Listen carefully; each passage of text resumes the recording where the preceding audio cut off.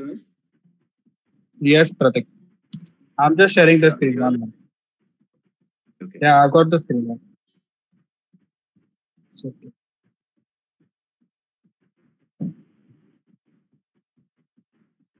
okay, can you see my screen? Yes. Okay, perfect. So let's start.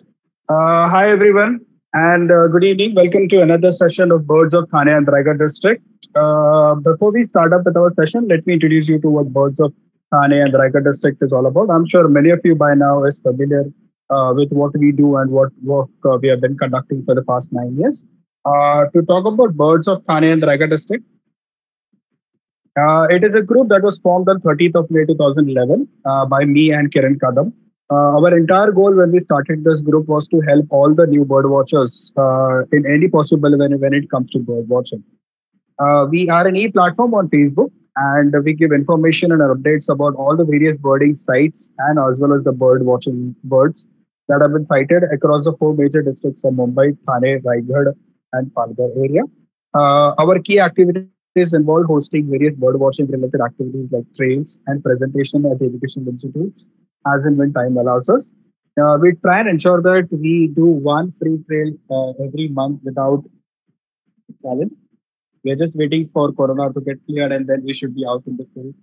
Uh, as of now, for the past 9 years, we have been a family of about 6,000 plus members in the Facebook group. We have conducted over 200 plus trails, and we have also got an opportunity to host more than four Bengali bird races. And we have all the top experts, to guide us whenever it comes to any help on the platform. We are one platform for bird watchers. Over the next two slides, you'll just get a glimpse of what we have been doing for the past 9 years now. These are some glimpses of every monthly trail that we have been conducting, some activities from the bird race as well. Now, in case if you're not a member of Birds of Thane and Dragon School by now, I suggest you to join us on the Facebook group. You just need to answer three simple questions, and you should be good about it. So today's session is quite special. Uh, Today we have joining with us Shashank Dalvi. Shashank, thank you so much for joining us Hi. again. It's always an honor to have you on board. To introduce Shashank, I have Amay. Amay, are you there? Hi, can you hear me now? Yes, Amay. So Amay is going to introduce Shashank, and then Shashank can start with the screen sharing, and then Shashank is good to go for the presentation. Amay, I hand it over to you. Okay. So, hi everybody. So, actually, when Prathamesh told me today morning that you have to introduce Shashank to our audience, I was like intrigued a bit because I don't think Shashank needs any introduction as such. Uh, just to like if we just are going to list all his achievements, then probably there is a separate webinar for that required. Anyway, but I think what I know about Shashank, that he's a very all-round person. It's just not about birds. You say reptiles, snakes, anything, and he just knows about it. I guess I met him for my first ever trip, birding trip outside Maharashtra was, I think, with Nature India to LRK, and he was there. And then I just went straight to Northeast, and he was leading the trip. So I've known him for quite a long time now. And for me, when it comes to Northeast, it is almost like synonymous to Shashank Darvi. So I see a lot of participants over here, like most of them are good birders and they've been birding for a while. And when you know that you go to the Northeast, it's all about calls. And I think Shashank is one of the best when it comes to call birding in India. And I don't think I'm exaggerating when I say that. But there are some things about him that people don't know. Is like it's just not about calls. He has some excellent understanding of habitats. There is a reason when Shashank Darvi goes on the field and he gets his birds, because there's a lot of homework that goes on behind what he does. I have seen him prepared for his big year, and it is incredible. It's really amazing to see his homework. It's like there's a lot of deep study goes in before he goes out in the field. In fact, even today morning when I saw one post, I think he's just written about a tree that has fallen because of the cyclone. and he has just collated his observations related to this event. I'll recommend you all to go and see the post. It's on Facebook and Instagram. I'm not telling what it is, but it is nothing very incredible. It's very simple, and it just shows his keenness to observe. How keenly he observes. I think this is just one of the traits that make all these great birders. It gives them an edge, and Shashank definitely is in his own league. No one comes close.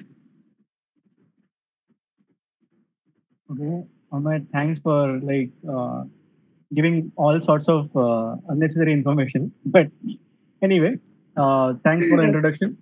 Let's get back to. I knew something like that will be like rambling. So let me get back to presentation and let's concentrate on that.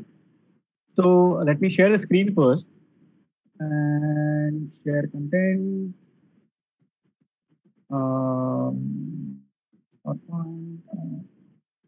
Can everyone see the screen now?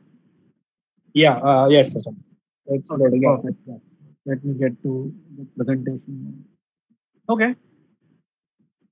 So what I'm going to talk about today is not like a typical birding talk.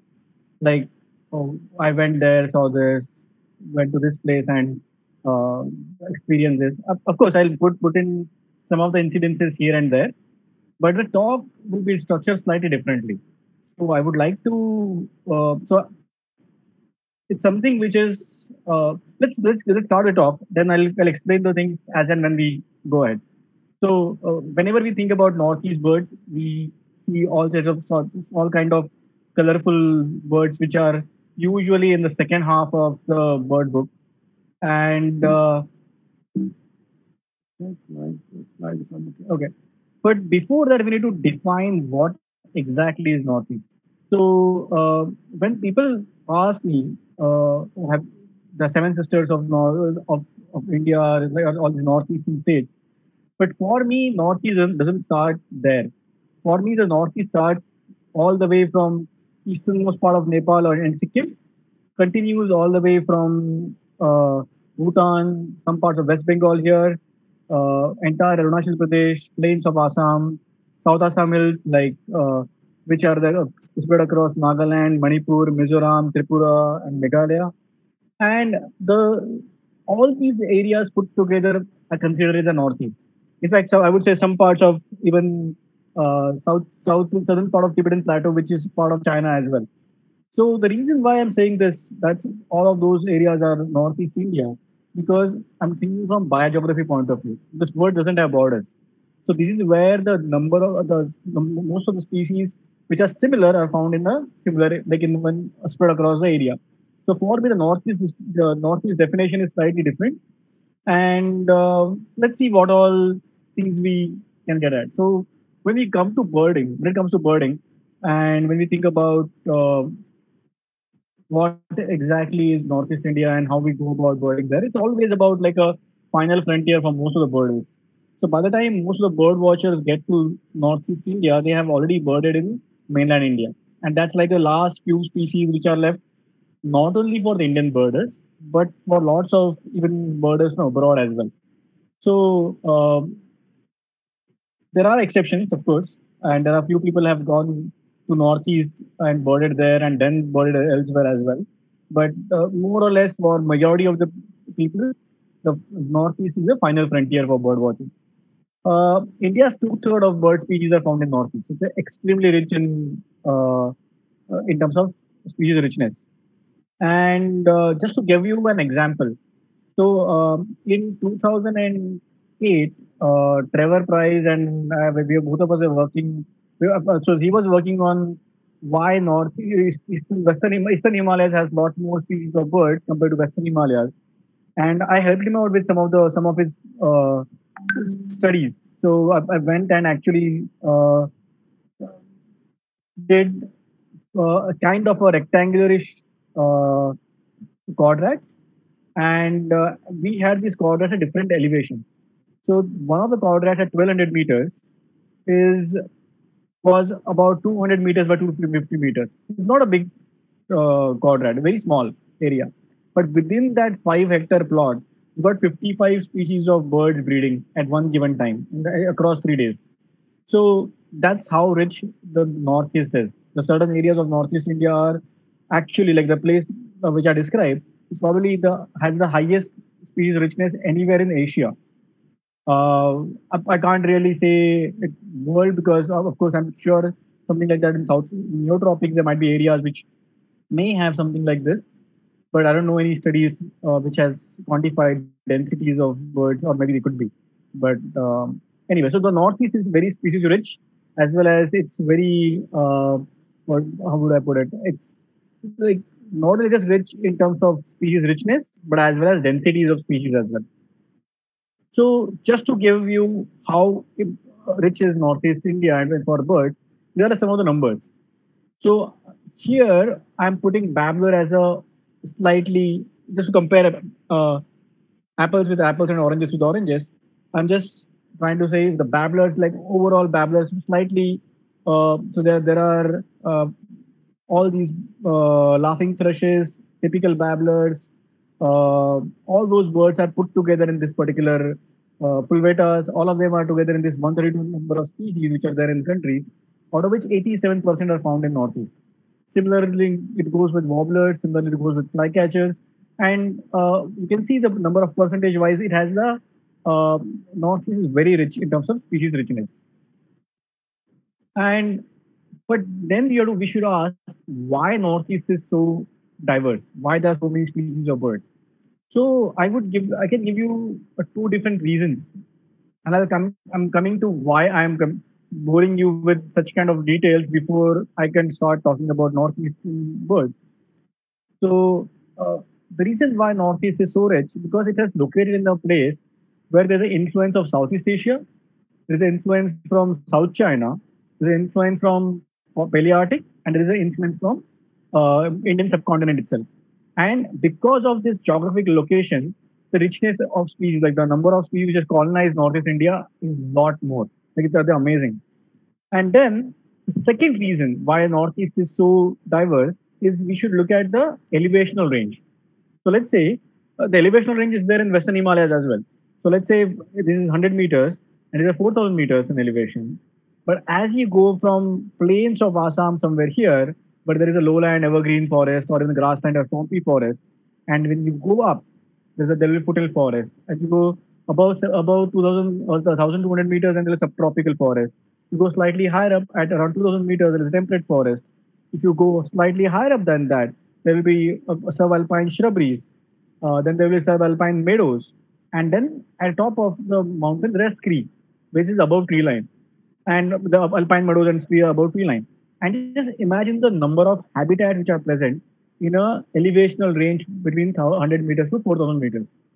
And that itself gives for opportunity for a lot of birds uh, to to exploit that particular those habitats. And that's the reason why Northeast is so much biodiverse when it comes to birds and other taxa as well. So now what I'm going to do is we're going to talk about. So I'm going to talk about birds with. Of course I'm not going to go through all 800 species of birds, but I might just go through some of the species which are here and there across different habitats. But also before we do that, I want all of you to visualize the distribution of birds. So let's say when we visualize the distribution of birds in the bird books, or even eBird, or most of the things, we always consider distribution of birds two-dimensional.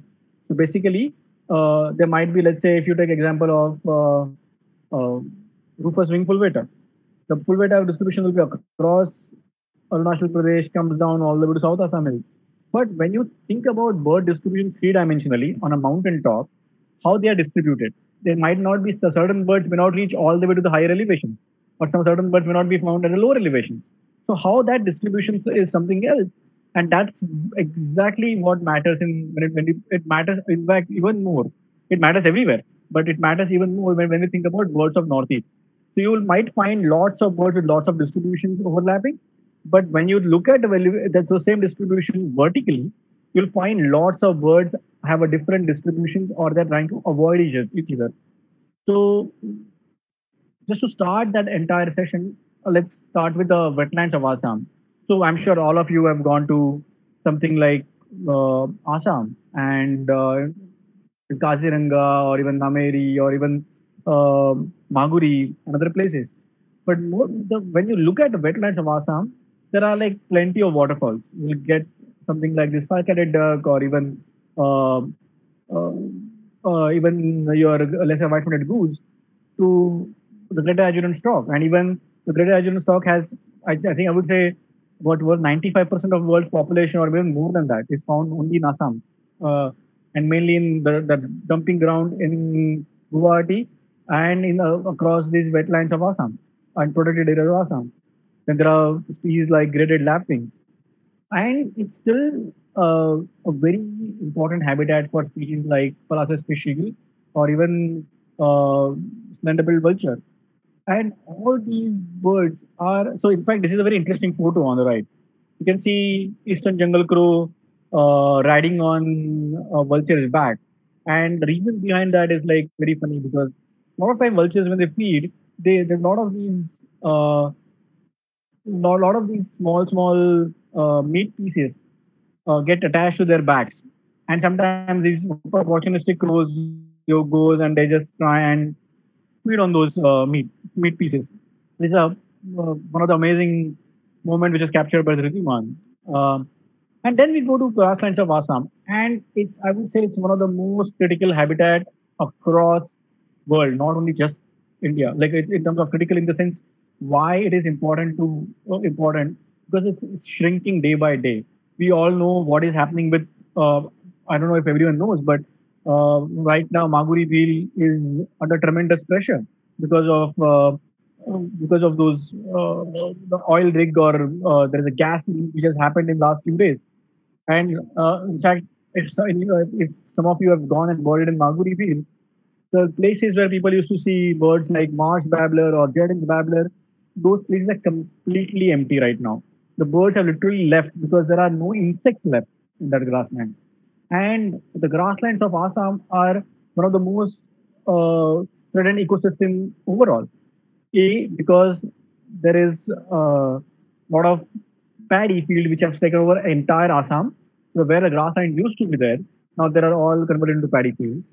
And B, uh, because of Brahmaputra, which actually makes these grasslands, also destroys the grasslands every year after every flood. So you have to so the grassland ecosystem is very dynamic, and if you compare across India the other dry grasslands, I would say that the tarai birds or tarai grassland specialist birds like this marsh babbler or Jordan's babbler or even black-breasted parrotbill, uh, they're all of them are under threat because of loss of habitat. Where the bird on the right is what we used to call as swamp premier, and now it is called as swamp grass babbler.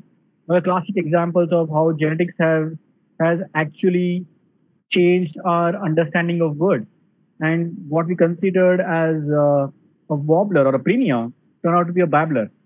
So similarly, there is a rufous vented grass babbler in Harike, Punjab, and both of these birds are actually separated from each other because of a vast landscape. And then there are birds like this Timaria, like the chestnut cap babbler or Jordan's bush shat. All these birds are typical lowland, tarai, grassland species and found nowhere else. So I would say certain parts of even Arunachal Pradesh has tarai grassland, but overall the grassland habitat is shrinking at tremendous pace. And with this new with new clearances of drills which are supposed to happen inside Dibu Saikwa National Park, these grasses, the last stronghold of these birds we are about to lose. So let's go from grasslands of Assam to tropical lowland forest and foothill forest of Assam and Arunachal Pradesh. This is typical forest which is there present between, I would say, uh, plains of Assam to about 750, 800 meters in elevation. And the forest is very thick, it's very hot, humid. You're sweating all the time while birding. Lots of leeches. Namdafa is again lower elevations of Namdafa is a classic example of that. but it's fun birding there. Like you actually go out and see lots of birds. But the way you see birds in this area or this kind of habitat are first you get to see variety of hornbills. And why I put entire slide of hornbills because hornbills are like engineers of the forest. So hornbills play a very important role in dispersal of large seeds. And these seeds, where they go and they disperse, like where they drop them off, the new seeds, which because hornbills are better, they fly slightly longer compared to rodents, let's say, because rodents are when they feed on seeds, they don't really disperse the seed because they feed and their movement is very small. But in terms of hornbills, as they can move to fly to different areas, a forest actually generates or the forest tree species actually disperse along with hornbills. And this is a classic example of among these four hornbills, except brown hornbill, all three species are present throughout plains of Assam and low and foothill forest. But brown hornbill is one of the species which is found only south of the river Brahmaputra. And you will see this trend of me talking about certain species south of the river because that river has created a barrier for species where they cannot really disperse. So, dense forest of Assam are also important for species like white-winged duck, one of the critically endangered species found only in certain parts of, I think, Southeast Asia and Assam, plains of Assam. And they love forest and they forested pools. And they actually build nests in tree cavities. And that's how they are actually very shy. There's in last few years, people have been photographing them quite easily, I would say, in Ameri, but otherwise they are extremely shy in nature. And this is one of the craziest photograph in this inset here, where I think Ramki managed to get some 6 individuals in a single image. I can't think of any other image where so many individuals can be seen. But anyway, this is one of the last times. I think this was 2006 December, if I remember correctly, and or 2005 December, to be more precise. But since then, I don't think I have seen so many white-winged wood duck at one place ever. Uh, but when we come to the forest of these foothills and the plains of Assam, there are certain species which are amazing, like which we should uh, try and see. One of them is blue neck pitta, extremely difficult to see. A lot of time you have to like literally crawl on your hands and knees to see the bird, try and figure out where the bird would pop up. Uh, in fact, this is one of the species which is for which you have to strategize a lot. Which part? So basically, if you're birding in tea gardens, you have to literally lie flat on the ground and figure out, okay, this is a small trench between tea bushes, and this is might where the bird might pop up. So you have to predict where the bird might pop up, and then you have to align yourself like that. Or even this is the exact way you get to see Brunei pitta. There's a tiny gap in the undergrowth, and where you might just see Brunei pitta popping up for a second and disappearing. And one on the left is a rufous fronted babbler. What was the old name? Now the new name is buff chested babbler. Again, a classic lowland elevation foothill species. Uh, Brilliant bird, very tiny, very. You can always hear these fluty 4 to 5 note song notes, and the same species get replaced at a high elevation by different species. We'll come to that bird. That's Rufous cap babbler, but we'll come to that bird slightly later. So as we are going to go from elevation to elevation in mountains, and then again when we go to South Assam Hills, there are other species. So when you go and bird south of River Brahmaputra, you'll again see species like this Rufous throated fulveta, or even your streak wren babbler. They're the classic birds which are found only south of the river, and they never really cross the river to the north. And this happened because of the barriers which were created because of ice ages in the past. So let's continue with the elevation and the same place where you can see in the bamboo areas, you'll see a woodpecker which can perch, like just like this white broad picolet. They love bamboo. They, in fact, use bamboo to drum because woodpeckers use drumming as a way to announce their territories. And the white white-rod piculate. If you haven't heard the song of the drumming, then you should just log into Zenocanto and listen to the drumming of this tiny woodpecker on a bamboo. It's amazing. And the one on the left is a Blight's Paradise flycatcher. So all these, while is again one of the funny stories where when so we always thought Blight's Paradise flycatcher was found in Andaman and Nicobars. But then when we were birding, we always noticed that the crest of the Paradise flycatcher in Northeast India is slightly blunt compared to mainland India. And then came the paper when the Asian Paradise flycatcher got split into three species, and the Blight's Paradise flycatcher was assigned, the northeastern population was assigned to Indian Paradise flycatcher rather than Blight's Paradise flycatcher. So this is something which we need to correct. The entire Northeast actually has Blight's Paradise flycatcher, and it has a completely different song compared to Indian Paradise flycatcher. You can see the crest, which is like slightly blunt.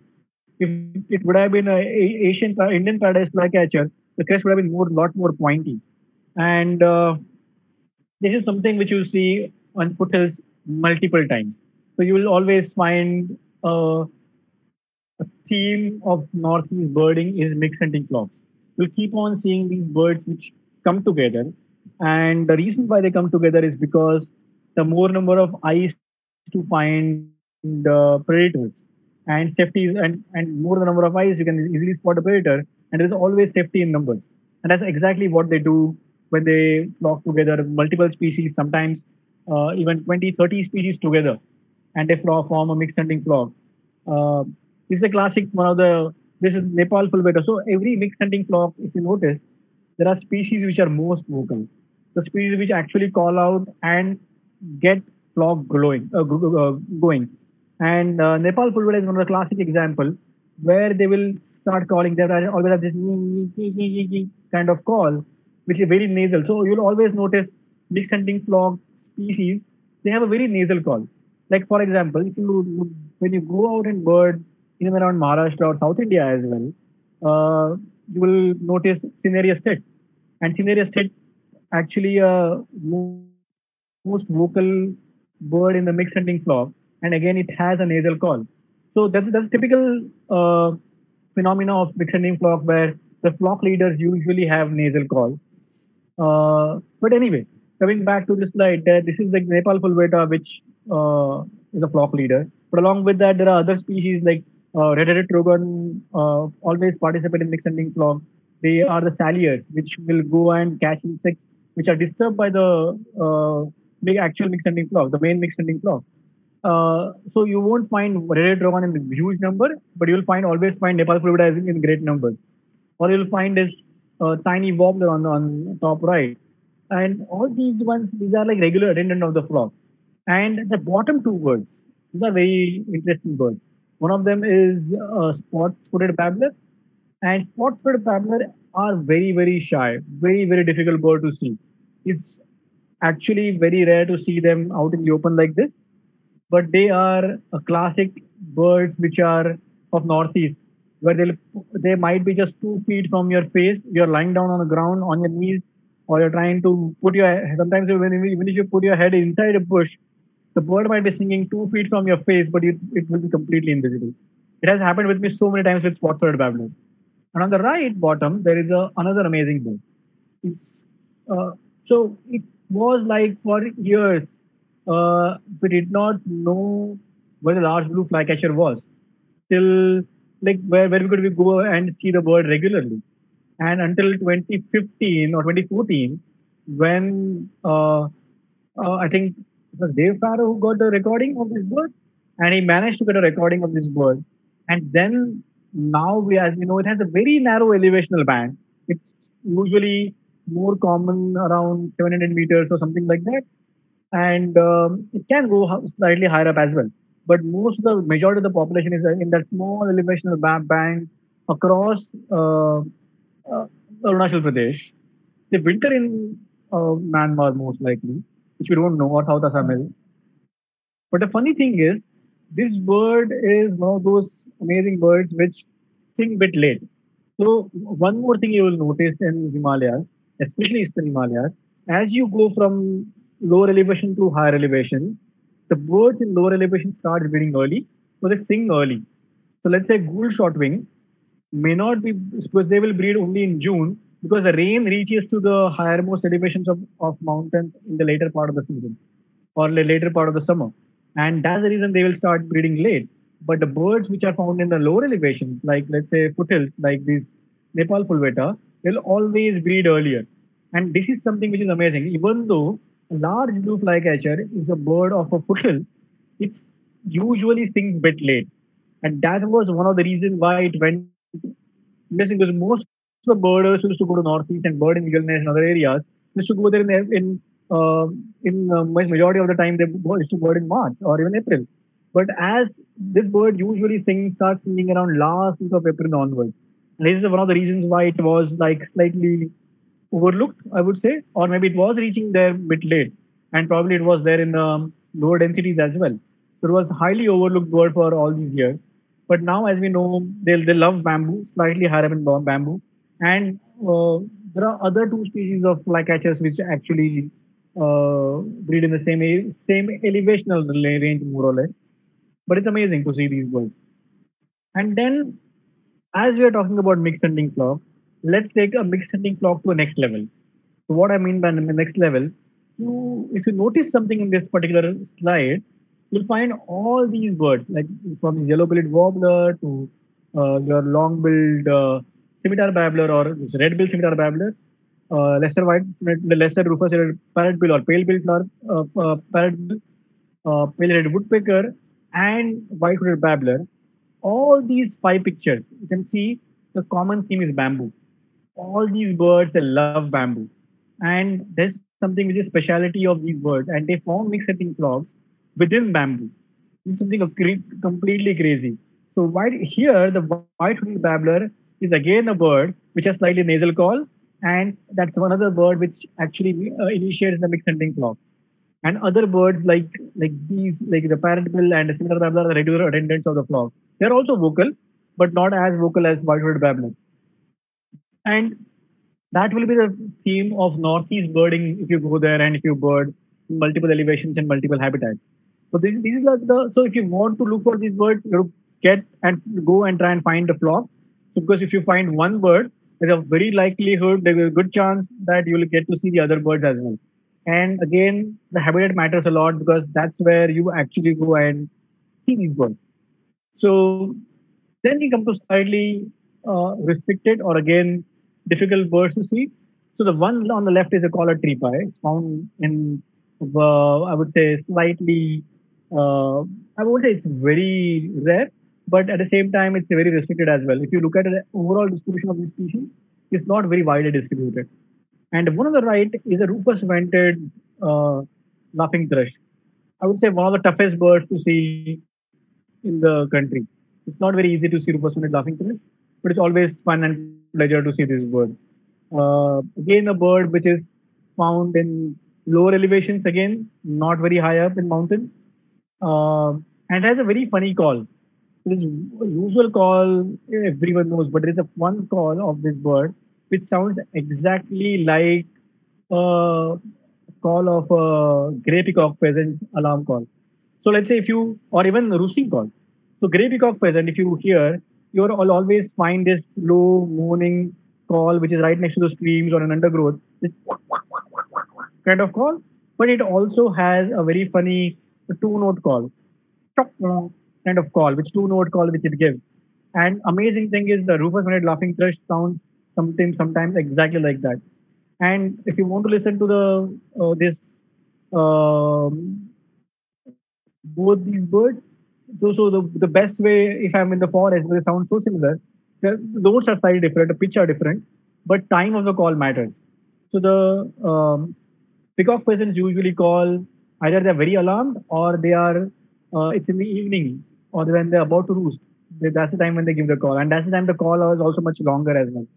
So rufous vented laughing thrush is again one of my favorite birds of Northeast. They are difficult to see. And again, this was another fun bird to see in Northeast, which is Hodgson's frogmouth. So it was like kind of a funny birding story. We actually did not have any idea about. I always wanted to go and look for a Hodgson's frogmouth, and it was first 3 years, 2004, 5, 6, and 7, 4 years in fact. I looked for this bird and I could not find it. And the reason behind that was what I was anticipating this call of this bird was completely wrong. So I had a recording of a frogmouth, which I thought was a Hodgson's frogmouth, was actually a large frogmouth. So I was always looking for wrong call in the forest. And it took me a while to figure out it was a wrong call because one of the birders who birded with me said, "Oh, I've seen Hodgson's frogmouth in Southeast Asia. And the, the recording which you have, oh, that's a large frogmouth." And that's the time when I said, okay, I need to find a different call now. And then it took about 4 years to find it. But once we found the bird, it was like all over the place. It was like, uh, in fact, even though I've included this bird in lower elevations, so that's where it's most common, but you can find this bird all the way to 2000 meters as well. And uh, brilliant bird. In fact, this is a very funny photo where the bird actually, the female actually fell asleep while we were looking at her. So the night, the picture is taken in the night. You can see because of her feathers on her head. It was a night time because if you see a frog in the daytime, you won't see these feathers. These feathers are only visible during night time, and this female just fell asleep while we were watching her, and we just left the place. That's such a brilliant sighting. And then you go slightly higher up, let's say above 1000 meters, 1200 meters and above, and then the forest changes. In the forest is you start getting slightly fewer number of leeches as well. The forest is quite dense still. There's a good amount of undergrowth, and this is the typical elevation. If you have been to, let's say, Konoma in Nagaland, or if you have been to, let's say, Bumpu and Sesni elevations of inside Eagle Nest, or even Tiwari, that's the kind of habitat where you'll see uh, lots of species.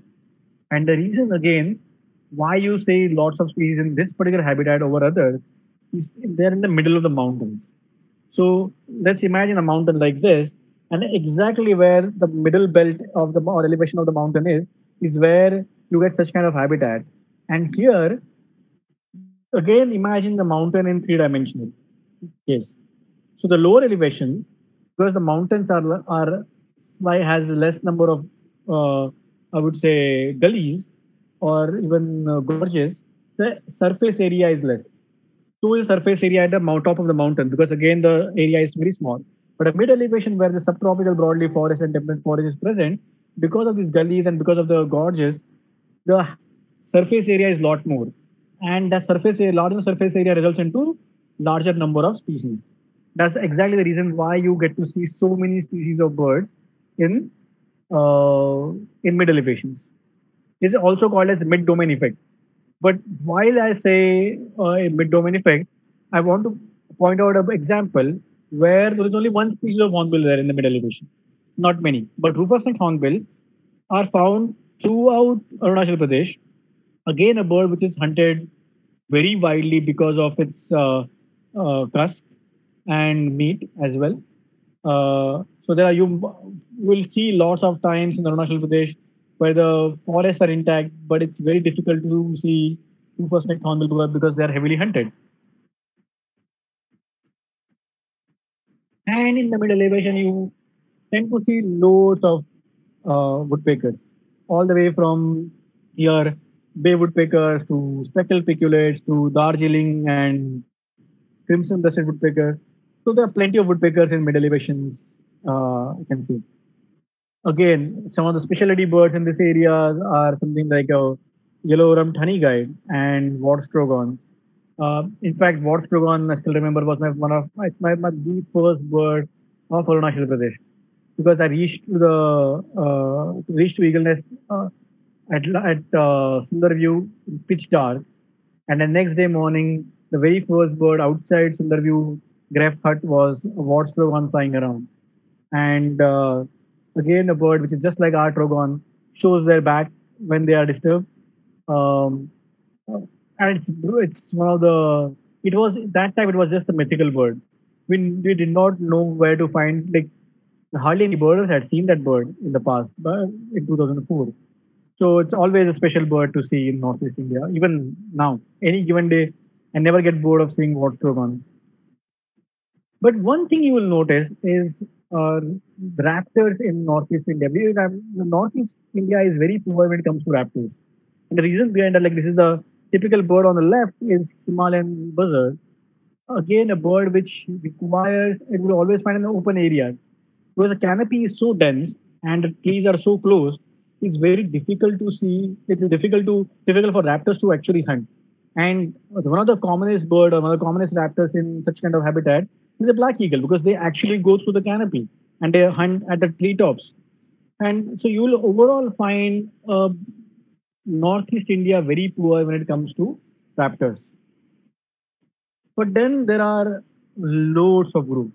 This is another one of my, I would say favorite, but very interesting group which I find, because a Shrike babblers, which we all thought as the babblers, are not in the Shrike or not in the babblers.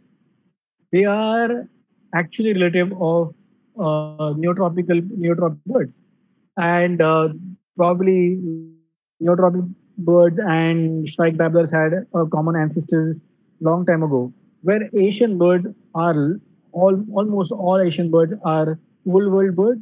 This is something which is actually a very funny example, where there are species which are uh, new world birds here. So all these four birds here are like your black-eared shrike babbler, or even green shrike babbler, or blight shrike babbler, or even your black-headed shrike babbler, or typical mid-elevation species. You won't find them very high up in elevation, or you won't find them at lowermost elevations as well. Classic mid-elevation group. And then I come to my the favorite group of birds. The Speleornis irundablas are always special, and they are very. So this is one of the birds which are solitary in nature, or in pairs. They hold on to their territories in summer as well as in winter. They're very mechanical, repetitive calls. So that's something which is speciality of Speleornis irundabla.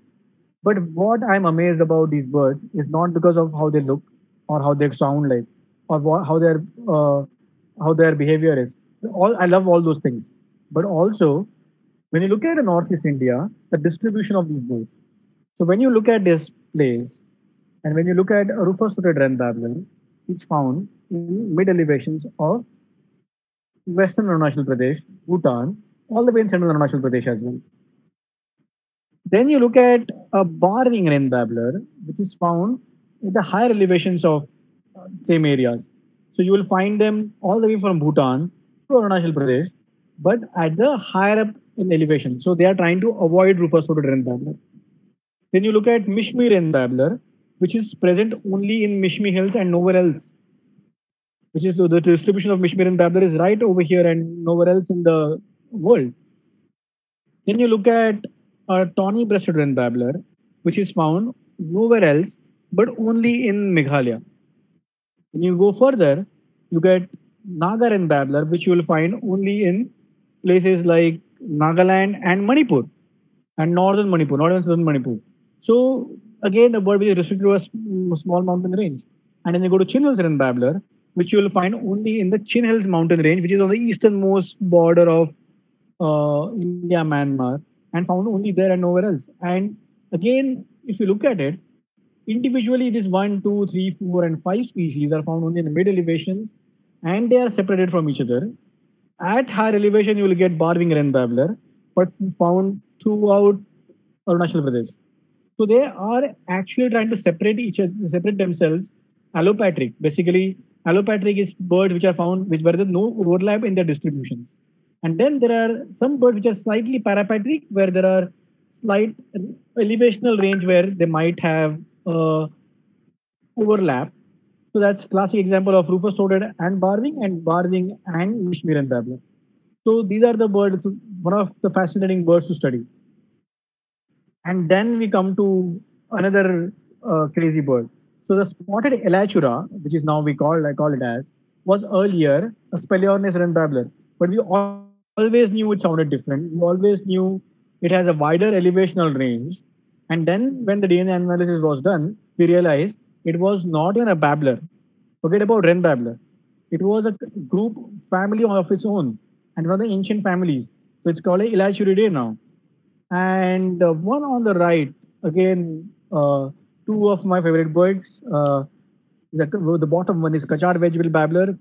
The one on the top is Sikkim Vegetable Babbler. And I actually tried to put the same kind of pose or posture of both these birds. And if you look at them, they are again a birds which are, even though they were thought as wren babblers, they're not true wren babblers. They're again a birds which are actually a babbler family. So they are again Timalidae, but they are again separated from the typical wren babblers. So again, you'll always find them on ground, digging their bills and trying to feed on pulling out insects from the ground. Lots of time they participate with mixed hunting flocks with laughing fishes as well. And then continuing the same theme of territorial birds and how they are found in this dense habitat. Again, dense undergrowth are these kind of birds. Like for example, this is a brownish flank or strong-footed bush wobbler. The one on the left is vestibular shortwing, slaty-bellied tisia or chestnut-red tisia.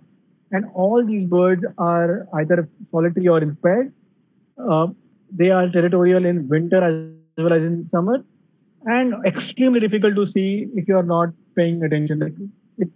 In fact, I still remember some of these birds when I saw them for the first time, because when I went to Eagle Nest for the first time, we had no idea, absolutely no idea about bird songs or bird calls.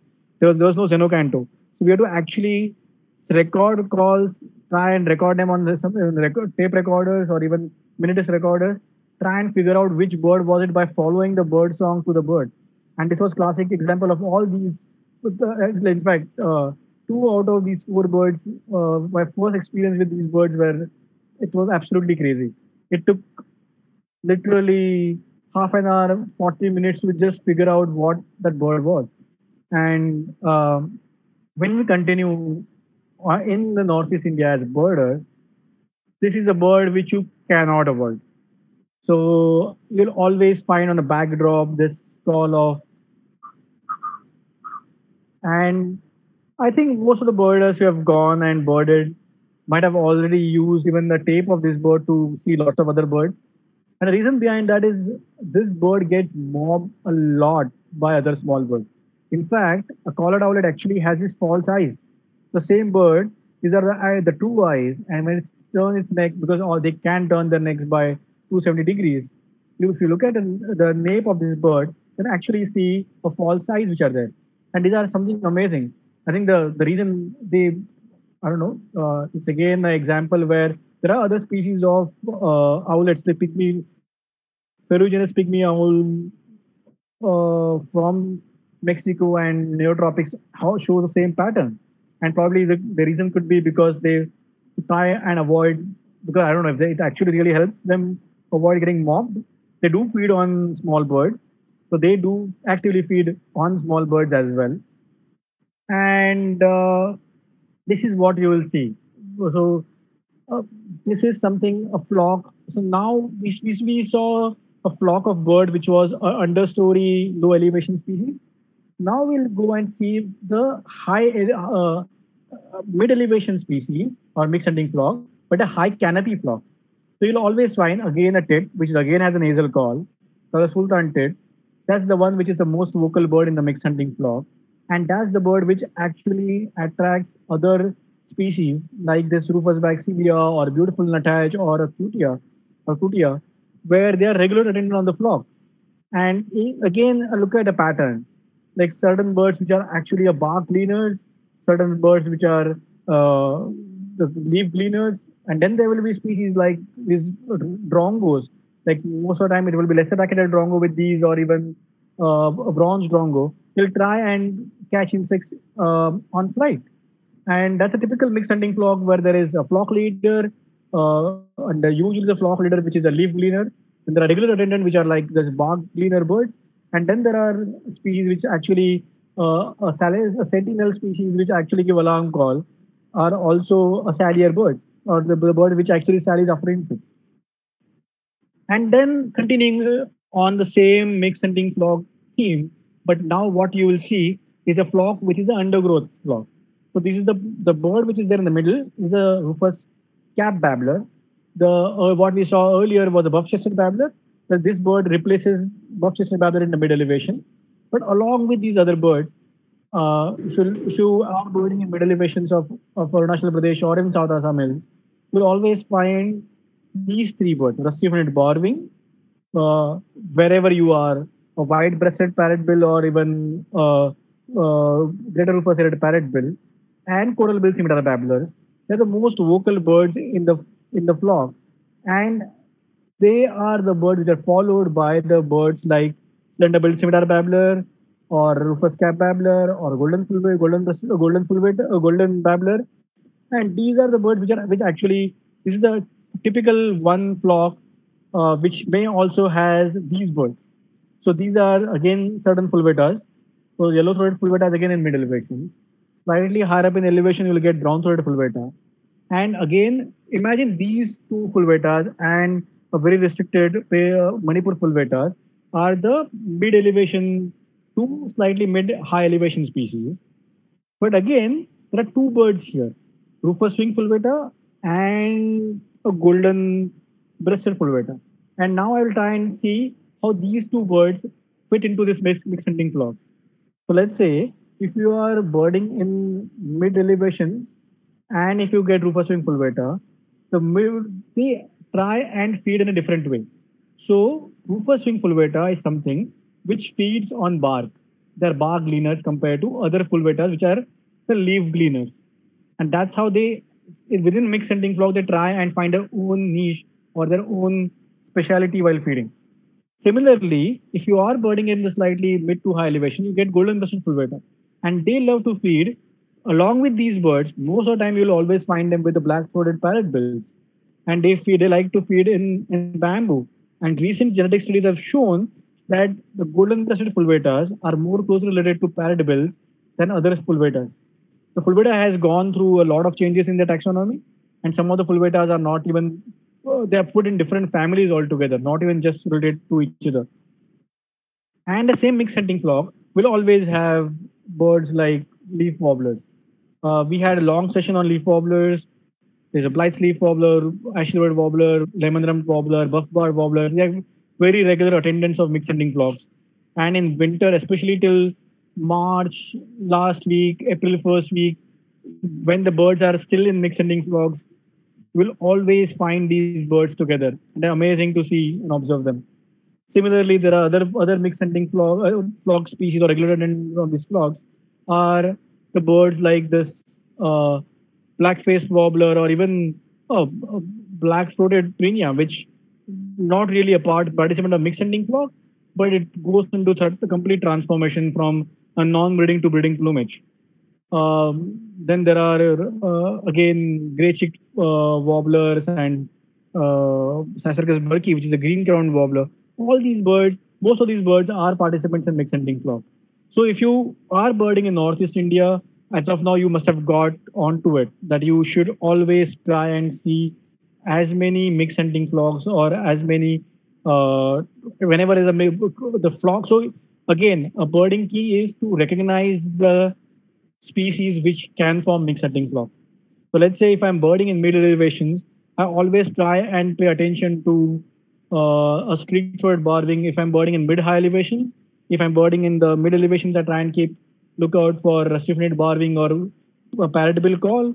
If I'm birding in low elevations, I always look out for Nepal fulveta. If I'm birding in mid elevation, and if I'm looking for beautiful nuthatch, I don't really go and look for beautiful nuthatch. I actually go and look for Sultan tit, because Sultan tit invariably will get me to beautiful nuthatch. If I find enough number of course, if beautiful nuthatch calls, then yes. But these are some of the tricks which you can use while birding in Northeast India. And all these mixed hunting flocks are completely incomplete without flycatchers. So these are the flycatchers, which are classic birds which try and feed in different. So let's go through one by one. Some of them try and find you'll find them in mid-story. Some of them will find you'll find them in the open areas. Like like this is a dark side flycatcher. Is always you'll always find them on sitting on exposed. This is a classic northeast bird where you always this ulnus tree on which this bird has been perched. It will always sit on this open perches right next to the cliffs because they breed on cliffs. And then there are birds which were flycatchers which will nest on trees like this pale blue flycatcher, which you will get them around 1,200 meters up to 1,200 meters in summer season, but they winter in lower elevations in winter, or large Liltava or small Liltava, and the commonest of the lot is Rufous gorgeted flycatcher. Um, and these birds will keep on seeing them as and when you go out and bird in multiple areas. You'll also find sometimes in flocks, sometimes in on their own, the birds like plenty of sunbirds, plenty of uh, flower pickers as well. And in fact, yellow-bellied flower picker is one of my favorite flower pickers because it's one of the flower pickers which actually behaves not like a typical flower picker. It actually behaves more like a flycatcher sometimes. They feed on mistletoes just like typical flower pickers, but they all try and they also feed on insects as well. You'll always find them typical sitting on top of a tree and try and going after insects and catching insects as well. And then again, these two are the examples of one example is the white-tailed nuthatch, which is found throughout northeast India. But then if you go south of South Assam hills, you will see chestnut-banded nuthatch. You'll always find them just south of the river in areas of Nagaland or even Wolong and Mizoram, and they are missing in other parts of northeast. And of course, you cannot bird in northeast India without looking for parrotbills. So black-throated parrotbills are very tiny, diminutive birds. They are just like bullets. They're just going after one after the other, chasing each other. Again, a parrotbill. If you look at them with a bill, they're very strong bill, and because of the strong bills, they feed on bamboo and insects in the bamboo. So you'll always find these parrotbills. They'll perch on a bamboo, and let's say this is a one single bamboo, and at a node, they will perch and they'll try and pick out. You can actually sometimes hear them cracking open these bamboo shoots and bamboo nodes, and they will pull out insects from these nodes. And again, the look at the bill shape. One of the terrible birds to misnet because they will literally pull out skin from right next to your nails and your skin from your right next to your nails. But the bill shape changes because of the bamboo species where they're found in. So, for example, Pulvus parrotbill is found at the highermost elevation in this range, where the bamboo is thin, there are no spines at the nodes. And on the other side, you'll find a brown parrotbill. You'll find in a slightly similar elevation, slightly lower than Pulvus parrotbill or in the same elevation sometimes, but they will always be feeding a bamboo with a spines on its node. So the different bamboo species actually host different kinds of parrotbills. So you have to always keep track of a very specific habitat while looking for certain species of birds in Northeast India. And these are the classic examples of those birds. And again, a bird group which is a classic Northeast Indian birds. Like even though you'll find laughing thrushes throughout the Himalayas, Southeast Asia, as well as in South Assam hills and other places. This particular slide, except one bird here, are all these birds as of now. The published distribution is just north of the river Brahmaputra and not south of the river. And if you look at the striated laughing thrush or chestnut crowned laughing thrush or white-throated laughing thrush, you'll always find them north of the river. And if you see red-faced Leocicla, it's found throughout northeast India. But that's something which is amazing. But as soon as you go south of Assam hills, the laughing thrush composition or laughing thrush community completely changes. So what happens? What is happening here is this is the Assam laughing thrush, which is found throughout South Assam, is like all the way from Nagaland, Mizoram, Manipur, and Meghalaya across three different subspecies. There is a white-browed laughing thrush found in easternmost parts of uh, Nagaland and Mizoram and Manipur. There's a brown-capped laughing thrush found only in Nagaland and Manipur. I'm sure it's there in Mizoram as well. Then there's a yellow-throated laughing thrush, and there's a mustache laughing thrush. And all these birds. So it was like kind of funny because uh, I was lucky enough to get to lots of these places in 2010 and 2009 and other places other time. And amazingly, these birds, like except I would say Assam laughing thrush, all these four birds were either not they were not seen since 1929. Some of them were 1952, 54, and all of them were collected by Coles. And he has amazing collection of birds throughout South Assam. And it's just amazing. The reason why Ramki and I went there and got these birds because no one went and looked for these birds since then. But this is like classic South Assam mill birds, which are found in, and some of these are like, so for example, if you look at Assam laughing thrush, you'll find them in forest. If you look at brown cap laughing thrush, you'll find them at forest and forest edges. But if you look at, let's say, white browed laughing thrush, yellow throated laughing thrush, and ashy laughing thrush, or even it's also called as these are the mustache laughing thrush. These are the birds which are found in a degraded habitat. You'll find them near conifer trees with a degraded undergrowth, and it's amazing the way they have, even though they are found in the same overall area, they have partitioned themselves into different kind of habitats. And as we have seen so many slides on so many birds, this is one group which we cannot miss. And as there are so many species, there are so many species of cuckoos which are present. And the reason behind that is very simple because cuckoos are brood parasites. They need some host species to lay their eggs. And that's the reason. Like, so if you go to Northeast India, other than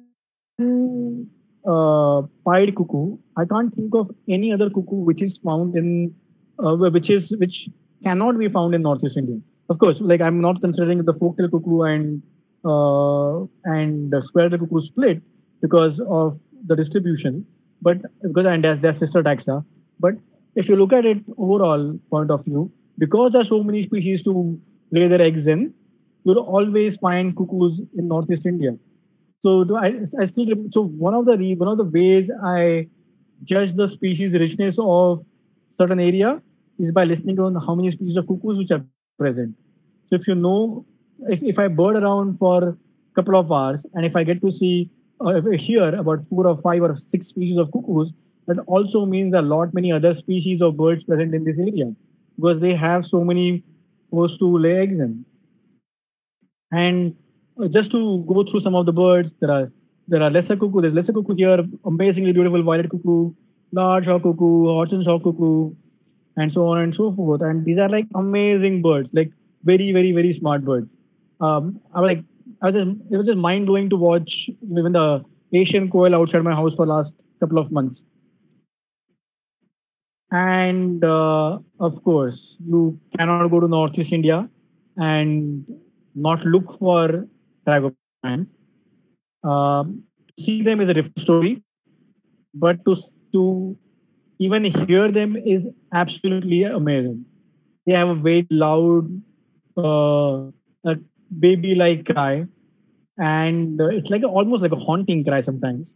And our toughest bird to see in Northeast India are the tragopans. Again, a bird for which you have to strategize a lot, where the birds might pop up, where they will cross. So if they cross the road or not, they won't cross the path, and you have to strategize a lot. And again, birds or tragopans which separate themselves elevationally. So if you are birding in mid elevation, you will get light tragopan. But as soon as you go to high elevations, you will get Timmins tragopan. So that's the way the birds partition themselves in eastern Himalayas. They will partition themselves with, or in many other places in the world as well, with elevational distribution. You won't find all species present at all elevations. You always find certain species which are found across elevations, and certain species are found in certain specific elevations to exploit those particular habitats. And this is one bird which put entire eagle nest on the map of birding, not only for India but for the world. No one knew eagle nest or heard about eagle nest till 2006 or 5. There were hardly I can literally count the number of bird watchers on my fingertips who had gone and birded in eagle nest. And 2004, 2006, can think of like what 4 or 5 birders, Indian birders who had gone and birded inside eagle nest. But this one bird put eagle nest on everyone's radar. And it was just amazing that how birds so colorful went completely missing all these years. Or because of course the bird has a very narrow, like very localized distributions. The one on the right is a male, and the reason why I'm saying it's a male because of the tail feathers. The tail tips are red here. You can't really see the wings here, but the male. So this is a female on the left. The males have much larger red spots on the wing compared to females like this. Also, the amount of yellow on the behind eye. In the male, it goes all the way back. In the female, it's like just behind the eye, and that's how. And it's just amazing that bird is still localized. You find them only in 2, 3 locations in eagle nest, and absolutely amazing, a stunning bird to look at. But then again, you go to different habitat in mid elevations. So let's say if you go to paddy fields and rivers, you will find birds like this long-billed plover, ibis bill. Even you will see black-necked cranes. Or if you are birding along the road, on the road cuttings, you will find birds like wall creepers, or even streams as well sometimes, or dry streams. And these are birds which are, you will always find in an open area or a different kind of habitat. But let's continue to different habitat at slightly higher up in elevation. So let's go to temperate for conifer forest. And as soon as you go to temperate conifer forest, what you see a different kind of mixing flocks. Again, birds which are kind of birds which are very vocal in these flocks are tits, nasal calls, tit, or uh, crested tits. And you'll always find plenty of rosefinches. You will see crossbills, and these are the classic birds which you'll find in the conifer forest in and around this kind of different kind of habitat. But as you go slightly higher up, between the conifer forest and rhododendron trees, you will always find birds like Myzornis. Myzornis, especially in summer. In winter, they winter in the classic mid elevation oak tree forest, and these are the birds which are absolutely stunning bird to see. This is the male which has a much brighter throat compared to female, and they breed around 3,500 to 4,000 meters in elevation. Again, a brilliant bird. And this was one bird I was very fortunate enough to be part of the discovery was Himalayan forest thrush. This was just the fourth new species to science and since India's independence, and it was completely overlooked with plainback thrush, which is now called as alpine thrush. They breed just below tree line. There are a lot more musical songs than alpine thrush. But if you want to tell them apart in winter, then it can be a little tricky. So we'll come to that when we talk about alpine thrush, how you can tell them apart.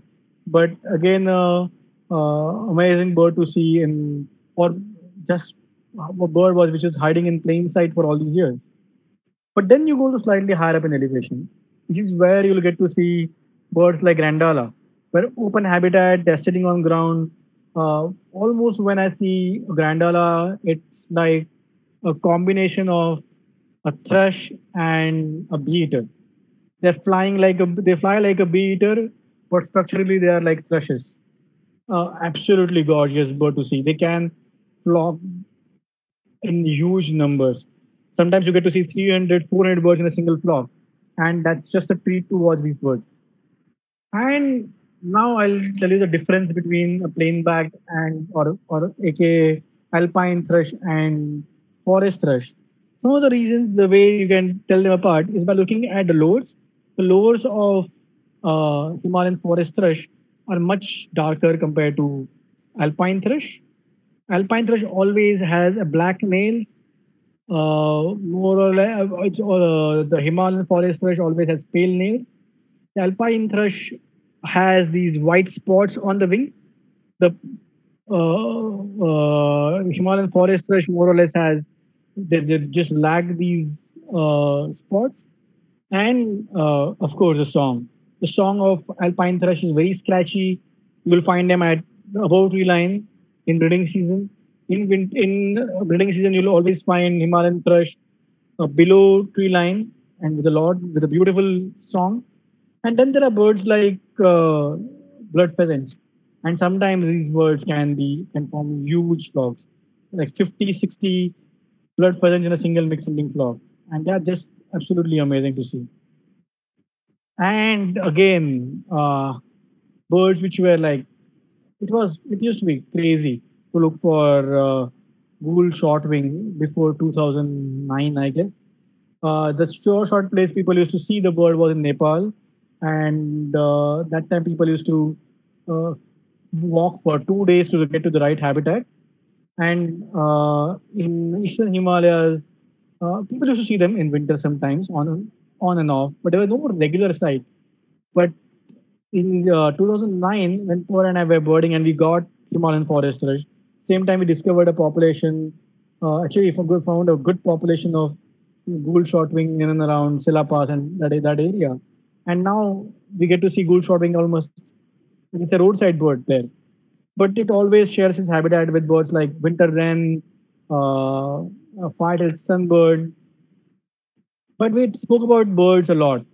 But we should always consider what happens and how we bird and why the birding in Northeast is so difficult.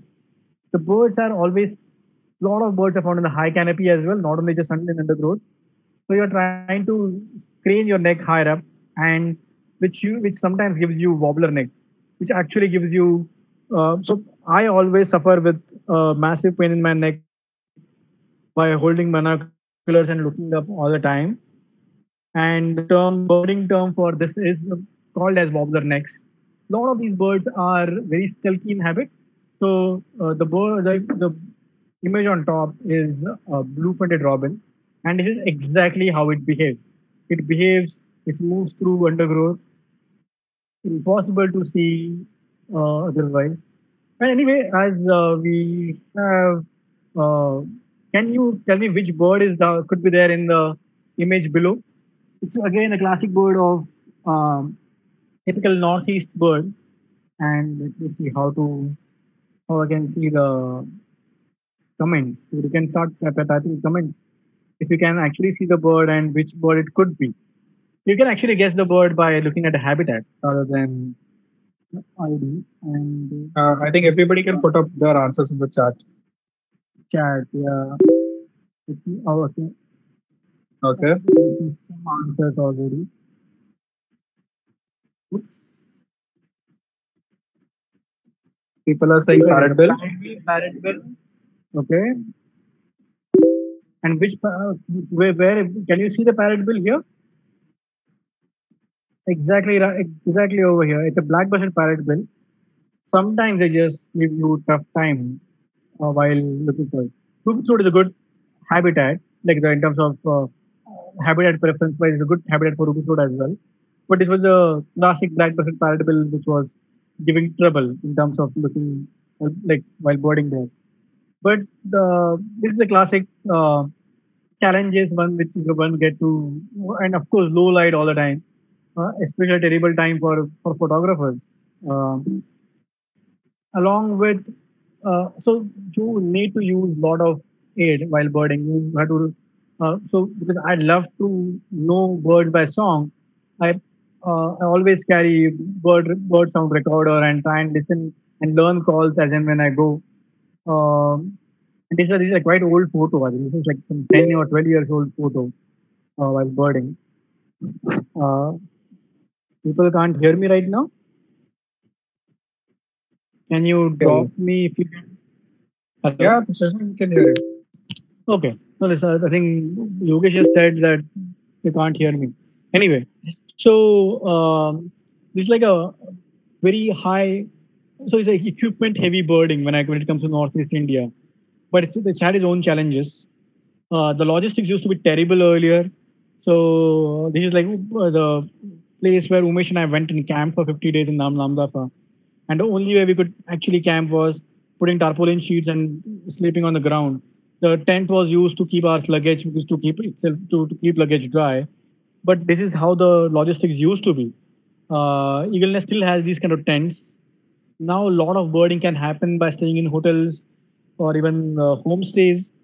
So the things have changed a lot in last few years, and it's good that there are northeast birding is becoming very easy. There are lot many local bird guides which are there to take birders around. There are birding, while birding also has its advantage in terms of Zenocando, where you can actually learn the calls before you can go and look for the birds in the field. So birding has become very easy that way in last few years. And I would say more or less we have tagged down almost all northeastern birds. Like, there are some certain examples. There are examples of birds which are uh, where we don't still don't know the distribution, but more or less we know the where we can go and find most of the northeast birds. But then there are conservation challenges. So when you go out and bird in northeast, you'll always come across scenarios like this. I just don't want to give you all good and pretty picture, but this is again part of birding in northeast India. When the smallest birds like cupwings are not left, there's a cupwing in the sense it's a wren babbler, and hunting is almost everywhere. Another challenge is lot of development activities like this road construction. This picture was taken in low elevations of Mishmi Hills. This entire stretch here was filled with bamboo. One of my favorite places to go and look for bamboo flock of these birds of mixed hunting flock. And in last few years, uh, I haven't like this part is completely gone. Like birds have moved to different parts, of course, but habitat loss is massive. Now the Dibang Valley Dam is, I'm sure everyone knows about Dibang Valley Dam, which is coming up. But this is exactly how it's going to affect the ecosystem. This is a dam on Subansiri, where the dam has caused the entire valley to go dry and upstream completely flooded. And then again the dam. So the dam over here not only just creates problem in the forest nearby, not just forest which goes underwater, but also downstream effect which happens to the grasslands of Assam or grasslands of Arunachal Pradesh, where the dry grasslands may just dry up all of a sudden or just get flooded all of a sudden, depending on how fast you open the floodgates. And all these certain grassland species will be get affected because of these dams. So there are constant challenges lined up, and we don't know if we are heading to this kind of future.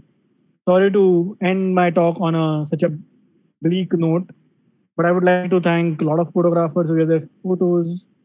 Amay, Vishnu, and Rujuda, who helped in terms of presentation also, and Prathamesh and POTRD team for this talk.